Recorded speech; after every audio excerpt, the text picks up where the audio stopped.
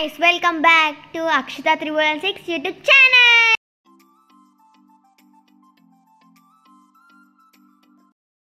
Hi అండి, నేను ఈరోజు తాండూర్ స్టైల్ ఉల్లిగడ్డ కారం చెప్పబోతున్నాను. ఇది జొన్నరొట్టెకి చాలా బాగుంటుంది.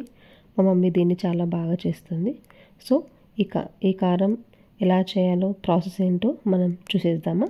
ఉల్లిగడ్డ కారం కోసం మనకు 2 ఉల్లిగడ్డలు మీడియం సైజు, జీలకర్ర, ఆవాలు, చిన్న నిమ్మకాయ సైజ్ చింతపండు, పులుపు బట్టి మీరు కొంచెం ఎక్కువ తక్కువ తీసుకోవచ్చు, పల్లీలు, చక్కెర, కరివేపాకు, ఉప్పు, కారం, 4 రెమ్మల ఎల్లిపాయలు. ఇప్పుడు మనం తీసుకున్న చింతపండులో కొద్దిగా వాటర్ పోసి నానబెట్టుకొని పక్కన పెట్టుకోవాలి. తీసుకున్న ఉల్లిగడ్డలు కొద్దిగా పెద్ద సైజులో కొంచెం చాప్ చేసుకోవాలి, కొద్దిగా చిన్న సైజులో కొంచెం చాప్ చేసి పక్కన పెట్టుకోవాలి. ఇప్పుడు కడాయి తీసుకొని అందులో మనం తీసుకున్న 1 కప్పు పల్లీలు వేసుకొని లైట్గా ఆయిల్ వేసి ఫ్రై చేసుకోవాలి. ఈ పల్లీలన్నీ బాగా వేగాలి.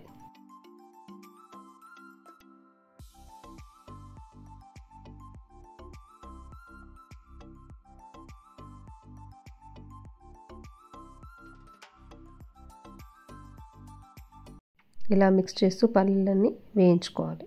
ఇలా వేయించాక ఇప్పుడు ఒక మిక్సర్ జార్ తీసుకొని అందులో పల్లీలు వేసుకొని వేయించుకున్న పల్లీలు వేసి 2 టీ స్పూన్స్ ఆఫ్ మిరప్పొడి వేసుకోవాలండి.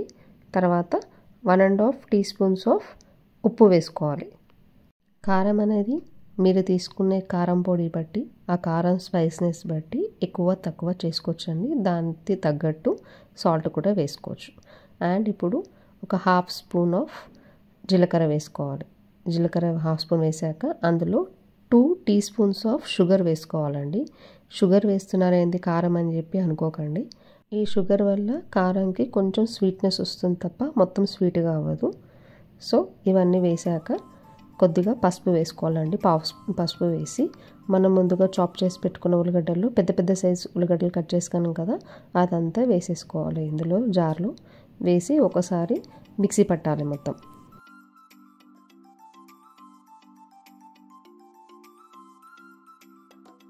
ఇలా ఒకసారి మిక్స్ చేశాక అందులో ఒక 1.5 గ్లాస్ ఆఫ్ వాటర్ పోసుకోండి. చిన్న గ్లాస్తోని పోసి మళ్ళీ ఒకసారి గ్రైండ్ చేసుకోండి మొత్తం మిక్చర్ అంతా. ఇలా చూడండి ఎలా అయిందో ఒకసారి చూపిస్తాను. చూడండి ఇలా అయ్యాక ఇప్పుడు మనం ఆల్రెడీ నానబెట్టుకున్న చింతపండు ఉంది కదండి, దాన్ని పిసుకన అవసరం లేదండి. అలా అని వాటర్తో పాటు ఆ చింతపండు రెక్కలతో పాటు వేసేయచ్చు. వేసి ఒకసారి మళ్ళీ మిక్సీ పట్టాలి మెత్తగా. ఇలా మొత్తం మిక్సీ పట్టాక ఈ మిక్చర్ అంతా ఒక బౌల్లో ట్రాన్స్ఫర్ చేసుకోండి. ట్రాన్స్ఫర్ చేసుకున్నాక మనం ముందుగా సన్నగా చాప్ చేసి పెట్టుకున్న ఆనియన్స్ ఉన్నాయి కదండి, ఆనియన్స్ మొత్తం అందులో వేసేసారు.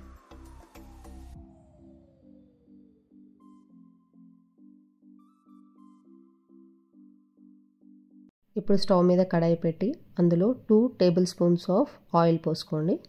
ఆయిల్ పోసుకున్నాక అందులో జీలకర్ర, ఆవాలు వేసుకొని అవి చిటపటలాడాక 2-3 ఎండుమిర్చిని కట్ చేసి వేసుకోవాలి.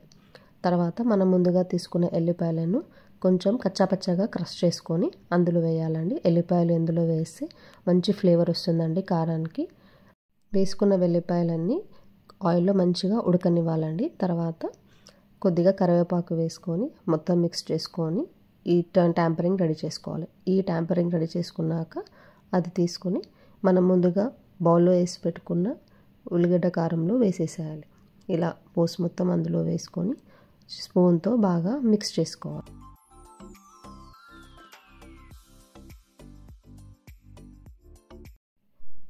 అంతేనండి, ఉల్లిగడ్డ కారం రెడీ. చక్కెర వేసాం కదా, మరీ స్వీట్గా అవుతుంది అనుకోకండి.